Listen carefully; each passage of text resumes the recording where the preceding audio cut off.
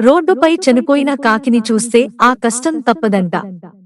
శకున శాస్త్రం ఏమంటోదంటే, హిందూ సాంప్రదాయంలో శకున శాస్త్రానికి చాలా ప్రాధాన్యత ఉంది. ముఖ్యంగా భవిష్యత్తులో సంభవించే వివిధ సంఘటనలు, సంకేతాలను కాకులు ముందుగానే చెబుతాయని కాకి శకునం చెబుతుందంట.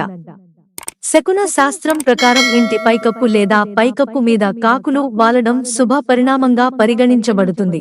ప్రకృతి కాకులకు భవిష్యత్తును ముందుగానే ఊహించే శక్తిని ఇచ్చిందని నమ్ముతారు.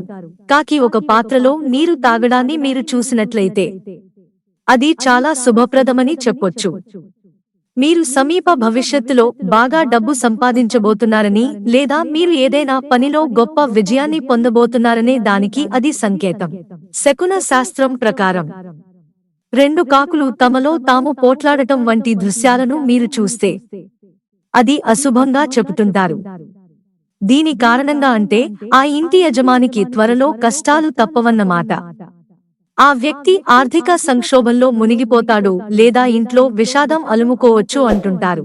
రోడ్డుపై వెళ్తున్నప్పుడు మీ ముందు చనిపోయి కాకి పడితే అది చెడు సంకేతంగా పరిగణిస్తారు. చనిపోయిన కాకి ఒకరి మరణాన్ని ముందే తెలియజేస్తుందని అంటారు. మీరు రోడ్డుపై చనిపోయిన కాకిని చూస్తే సమీప భవిష్యత్తులో మీ దగ్గర వారికి తీవ్ర అనారోగ్యం లేదా చనిపోవడమో జరగవచ్చని చెబుతుంటారు.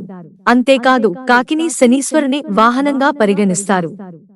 కాబట్టి అకస్మాత్తుగా చనిపోయిన కాకిని చూస్తే మీ మీద శనీశ్వరుడు కోపంగా ఉన్నాడని అర్థం చేసుకోవాలంట. భగవానుడితో పాటు మీ పూర్వీకులు కూడా మీపై కోపంగా ఉన్నారని అర్థం చేసుకోవాలని పండితులు అంటున్నారు. ఇలా చనిపోయిన కాకి కనిపిస్తే వెంటనే శనిదేవుని ఆలయానికి వెళ్లి క్షమాపణలు చెప్పుకుని స్వామికి నువ్వుల నూనెతో అభిషేకం చేయాలని, అప్పుడు శనీశ్వరుడు కోపం చల్లారుతుందని చెబుతున్నారు. మిత్రులారా, ఛానల్ సబ్స్క్రైబ్ చేసుకోవడం మర్చిపోకండి. ధన్యవాదాలు.